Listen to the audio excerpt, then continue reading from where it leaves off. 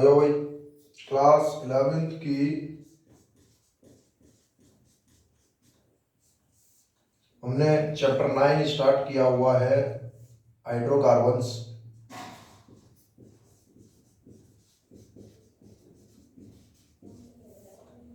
और कल हमने इसमें बताया था हाइड्रोकार्बन्स में सिंपल ही कि एल्केन, एल्कीन, एल्काइन और बेंजीन और इट्स डेरिवेटिव्स अपने को पढ़ने हैं।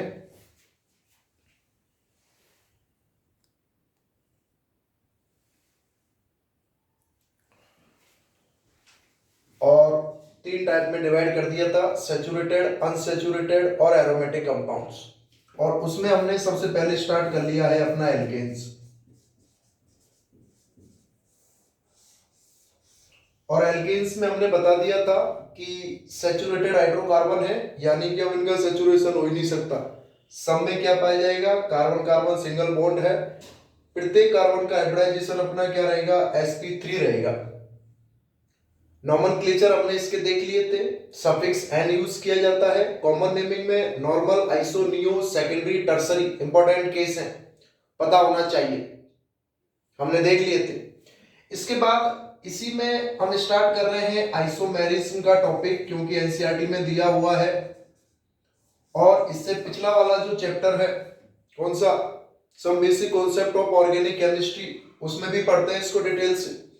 या हम एल्केन, एल्कीन, एल्काइन के मेजरली चेन आइसोमर्स और पोजीशन आइसोमर्स की बात करेंगे। तो सबसे पहले आइसोमेरिज्म है क्या है, ये जिसमें जो कंपाउंड्स है उनका मॉलिक्यूलर फॉर्मूला तो सेम है, लेकिन उनकी स्ट्रक्चर डिफरेंट है, जिसकी वजह से उनकी केमिकल और फिजिकल प्रॉपर्टीज डिफरेंस हो जाती है। कि सिंपल आइसोमेरिज्म में मॉलिक्यूलर फॉर्मूला तो सेम होता है, इनका मॉलिक्यूलर फॉर्मूला सेम है, लेकिन उनकी स्ट्रक्चर जो होती है, स्ट्रक्चर अपनी सिंपल डिफरेंट है। और स्ट्रक्चर डिफरेंट होने की वजह से इनकी जो फिजिकल और केमिकल प्रॉपर्टीज हैं, जैसे फिजिकल प्रॉपर्टी, जैसे उनके बॉइलिंग पॉइंट में डिफरेंस आ जाता है। मॉलिक्यूलर फॉर्मूला चाहे सेम ही रहे, बॉइलिंग पॉइंट में डिफरेंस आ जाएगा। क्यों? क्योंकि फिजिकल प्रॉपर्टी का एक कॉन्सेप्ट है, नंबर ऑफ कार्बन एटम बढ़ते हैं, सरफेस एरिया बढ़ता है, वंडरवॉल फोर्स बढ़ते हैं, अट्रैक्शन फोर्स बढ़ता है, स्टेबिलिटी बढ़ेगी तो रिक्वायर्ड टेम्परेचर बढ़ जाएगा उनको बॉयल और मेल्ट करने के लिए। लेकिन 6 कार्बन की चेन एक 5 के नीचे से मेथल ग्रुप लगा दे, सरफेस एरिया कम हो जाएगा। और सरफेस एरिया कम हो गया, इसका मतलब वंडरवॉल फोर्स कम हो गए, अट्रैक्शन फोर्स कम हो गया, स्टेबिलिटी कम हो गई, बॉइलिंग पॉइंट मेल्टिंग पॉइंट कम हो गया। तो इनकी फिजिकल प्रॉपर्टी सिंपल क्या हो जाती है, डिफरेंट हो जाती है। आइसोमेरिज्म एक्चुअली में 2 टाइप के होते हैं, एक स्ट्रक्चरल आइसोमेरिज्म और एक स्टीरियो आइसोमेरिज्म। और कन्फर्मर्स भी होते हैं, जिनको हम किसमें कंसीडर करते हैं, आइसोमेरिज्म में। कि सिंपल आइसोमेरिज्म की जब हम बात करते हैं, आइसोमेरिज्म की जब हम बात करते हैं तो एल्केन वाले तो जो है ये कन्फर्मर्स भी होते हैं, इसमें इनको अलग से पढ़ते हैं, किसमें, एल्केन्स में। और दूसरा ये स्ट्रक्चरल आइसोमेरिज्म,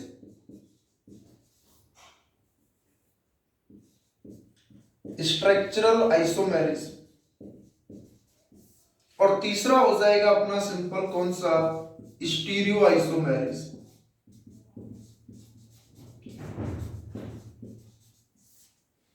अब स्ट्रक्चरल इस कन्फर्मर्स को हम एल्केन्स में पढ़ाएंगे केमिकल प्रॉपर्टीज के बाद। स्ट्रक्चरल आइसोमेरिज्म के भी 5 टाइप होते हैं अपने सिंपल, कौन कौन से। सबसे पहला है अपना चेन आइसोमर्स, दूसरा हो जाता है अपना सिंपल पोजीशन आइसोमेरिज्म, तीसरा हो जाता है सिंपल अपना फंक्शनल ग्रुप आइसोमेरिज्म, और चौथा हो जाता है अपना मेटामेरिज्म, और 5वां हो जाता है अपना टॉटोमेरिज्म। एनसीईआरटी टॉटोमेरिज्म की बिल्कुल बात नहीं करती है, मेटामेरिज्म की थोड़ी बहुत बात करती है, बाकी इन तीनों की बात करती है। लेकिन टॉटोमेरिज्म इंपॉर्टेंट है। एल्काइन की जब हम केमिकल प्रॉपर्टीज पढ़ते हैं तो उसमें एल्काइन का हाइड्रेशन देखा जाता है, एल्कोहल बन जाता है, फिर उससे एल्डिहाइड और कीटोन बनता है, वो अलग केस हो गया। स्टीरियो आइसोमेरिज्म अपने दो टाइप के हो जाते हैं, एक जियोमेट्रिकल आइसोमेरिज्म, एक ऑप्टिकल आइसोमेरिज्म। जियोमेट्रिकल को 11th में पढ़ते हैं, ऑप्टिकल को 12th में पढ़ते हैं। तो सिंपल स्टीरियो आइसोमर्स जो है उसके अपने दो टाइप हो जाएंगे। कौन कौन से? एक तो पहला हो जाता है जीआई, जिसको हम बोलते हैं geometrical isomerism, GI geometrical isomerism. और दूसरा है अपना ओआई, ऑप्टिकल आइसोमेरिज्म।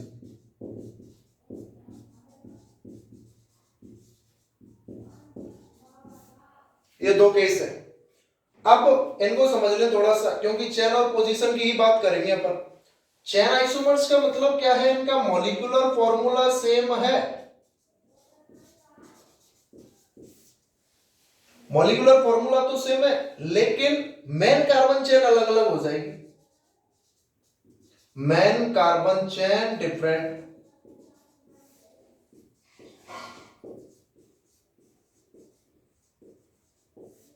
और पोजीशन आइसोमर्स का मतलब इनमें मॉलिक्यूलर फॉर्मूला तो सेम है, मॉलिक्यूलर फॉर्मूला सेम है, लेकिन पोजीशन डिफरेंस होगी। जैसे फर्स्ट पर हो सकती है, सेकंड पर हो सकती है, थर्ड पर हो सकती है, जितनी उसमें प्रोबेबिलिटी होगी। और पोजीशन किसकी? डबल बॉन्ड की है तो एल्कीन में देखते हैं, एल्काइन में ट्रिपल बॉन्ड की देखते हैं, अल्कोहल में OH ग्रुप की देख लेते हैं। सब में चलती है सेम चीज, तो इसमें जो है पोजीशन डिफरेंट हो जाएगी। इसमें अपनी पोजीशन डिफरेंट है। जैसे हम बात कर लेते हैं सिंपल थोड़ी सी एल्केन की। मैथेन में एक ही रहेगा, एथेन में दो ही रहेंगे, प्रोपेन में तीन ही रहेगी, तीन से ज्यादा की चेन बनेगी नहीं। ब्यूटेन की बात करते हैं सबसे पहले, जैसे मैंने लिख दिया C4H10। इसके कितने स्ट्रक्चरल आइसोमर्स हो सकते हैं? इसकी अगर हम बात करें किसकी? स्ट्रक्चरल आइसोमर्स की। इन सब के हम क्या देखेंगे? Structural isomers.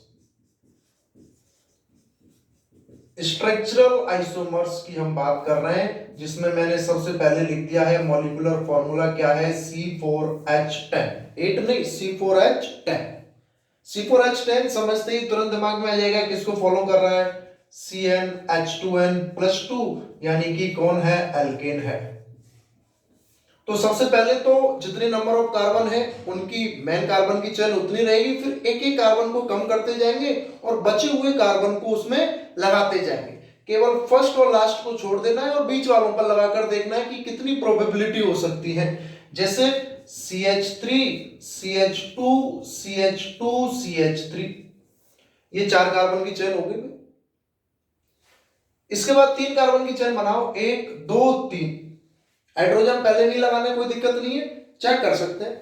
अब चौथा कार्बन बचा हुआ है, इधर और इधर तो लगा ही नहीं सकते, क्योंकि इधर लगा देंगे इधर लगा देंगे तो 4 कार्बन की हो जाएगी, एक ही प्रोबेबिलिटी बनेगी किधर? इधर। अब बाकी सबसे हाइड्रोजन जोड़ दो, कार्बन 4 वैलेंसी कंप्लीट करनी है, तो इससे एक जुड़ी हुई है तो 3 बचे, इधर 3 बचे, इधर 3 बचे और इधर 1 बचा। हो गए इसके कितने? 2 आइसोमर्स हो गए, दोनों का मॉलिक्यूलर फॉर्मूला सेम है। इसका भी C4H10 है, इसका भी C4H10 है। इसका नाम क्या हो गया? ब्यूटेन। इसका नाम हो जाएगा 2-मेथिल प्रोपेन। बदल गई, स्ट्रक्चर बदल गई, इसलिए आपस में क्या है? एक दूसरे के चेन आइसोमर्स। दूसरा क्वेश्चन लिखा मैंने C5H12।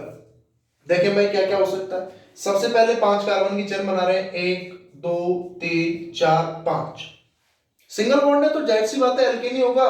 CH3 CH2 CH2 CH2 CH3, 3 और 3 6 और 2 2 4 6, 12 हो गए। इसके बाद 4 कार्बन की चेन बना रहे हैं, 1 2 3 4। अब इस 4 कार्बन की चेन में 5 कार्बन को यहां और यहां तो लगाएंगे नहीं, क्योंकि इधर लगा दिया तो वो 5 कार्बन की चेन। अब पॉसिबिलिटी या तो इधर लगाओ या इधर लगाओ। इधर लगाओगे तो सेकंड पोजीशन है, इधर लगाओ सर, सोचो इधर लगा दे तो 1 2 3, अरे वो 3 नहीं है, फिर चेन इधर से स्टार्ट हो जाएगी। बात तो एक ही है। अगर इधर भी लगा दूं या इधर लगा दूं, दोनों एक ही बात है, क्योंकि इधर भी सेकंड पोजीशन है, अगर इधर से स्टार्ट करूंगा तो इधर सेकंड पोजीशन हो जाएगी। तो 4 वाले में एक ही केस बनेगा, नहीं बनेगा। इसके बाद आ जाओ अपनी 3 वाली पर, 1 2 3, इन पर तो लगाना ही नहीं है, क्योंकि इन पर लगा दिया तो 4 का हो गया, फिर 5 तो वहीं जोड़ना पड़ेगा। अब 2 कार्बन बचे, इन दोनों पर तो लगाना ही नहीं है। क्या क्या लग सकता है, तीसरे पर ही लगा दूंगा। तो कौन कौन से, ये तो मॉलिक्यूलर फॉर्मूला वही CH3 CH3 CH3 CH3, सबका मॉलिक्यूलर फॉर्मूला सेम है, तीनों की स्ट्रक्चर डिफरेंट है। ये तो अपना नॉर्मल पेंटेन, आइसोपेंटेन, नियोपेंटेन, तीनों एक दूसरे के क्या हैं, स्ट्रक्चरल आइसोमर्स, और उसमें भी चेन आइसोमर्स। IUPAC नाम में normal pentane, 2 methyl butane, 2 3 dimethyl propane. Common naming हमने बताई है सिंपल, क्या क्या है इसकी भाई, नियोपेंटेन है जिसमें 3 कार्बन की चेन है, इसकी सिंपल आइसोब्यूटेन है जिसमें 4 कार्बन की चेन है, टोटल 5 कार्बन है, और इसका नॉर्मल पेंटेन है।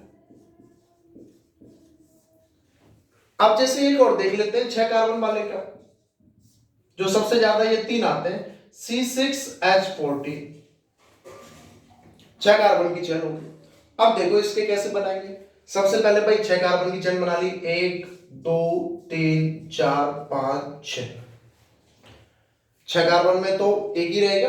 इसके बाद आ जाओ अपने 5 कार्बन, 1 2 3 4 5, इधर और इधर तो बात ही नहीं करनी है, फर्स्ट और लास्ट पर। इधर और इधर एक ही मतलब है, इधर लगा दूंगा तो भी सेकंड, इधर लगा दूंगा तो भी सेकंड, तो एक बार इधर लगा दूंगा और एक बार इधर लगा दूंगा, एक तो बन जाएगा 2 मेथिल पेंटेन, एक बन जाएगा 3 मेथिल पेंटेन। चेक करने के लिए जितने भी आइसोमर्स होंगे स्ट्रक्चर, सबका नाम अलग होगा। अगर नाम सेम है तो वो स्ट्रक्चरल आइसोमर्स नहीं है। तो एक बार अपना इधर लग गया और एक बार अपना जो है इधर लग गया। 5 वाले केस में ये हो गए भाई। छठा वाला केस जो है अगला, 4 कार्बन की चेन, ये 4 कार्बन है। अब 2 कार्बन बचे हुए, एक बार दोनों कार्बन को इधर और इधर लगाऊंगा 2 2 पर, इधर लगाऊंगा तो भी 2 2 पर है या नहीं है, तो 2 2 डाइमेथिल ब्यूटेन। नीचे लिख देता हूं जिससे इनके नाम भी लिख देंगे अपन। एक बार इधर लग गया C और C, इधर लगाऊंगा तो भी सेम चीज है या नहीं है। इसके बाद 4 कार्बन में ही 1 2 3 4, एक इधर लग गया एक इधर लग गया। बात समझ में आ रही है नहीं आ रही है कुछ? क्या हो जाएगा, 2 3 डाइमेथिल, कितने हो गए butane, 2 2 dimethyl butane, 2 methyl pentane, 3 methyl pentane, और ये हेक्सेन। टोटल आइसोमर्स कितने हो गए, 5। चौथे केस में क्या कोई और प्रोबेबिलिटी बन सकती है क्या? अरे 2 कार्बन, इसको इधर लगा दो, इसको इधर लगा दो, या दोनों को इधर लगा दो। अब आप सोचो इसको यहां लगा दो, इसको यहां लगा दो, तो वो 6 की हो गई। आप सोचो इसको यार पहले और लास्ट को तो छेड़ना ही नहीं है, क्योंकि उनको छेड़ दिया मतलब उससे ऊपर वाली चेन चालू हो गई वो तो।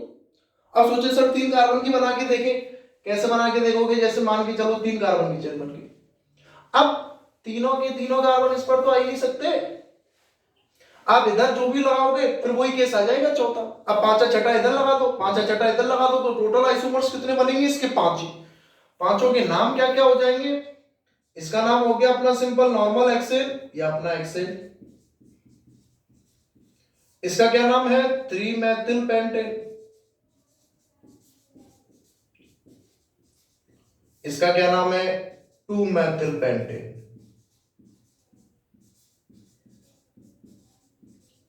इसका क्या नाम है? 2 2 डाइमेथिल ब्यूटेन। और इसका क्या नाम है? 2 3 डाइमेथिल ब्यूटेन।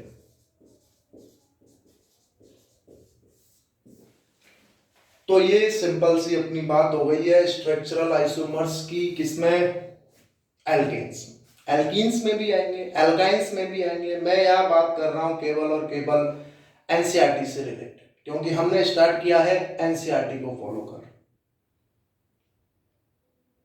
चाहे कोई भी फाउंडेशन हो, नीट हो, आईआईटी हो, एडवांस हो, ये चीजें आनी भी जरूरी है।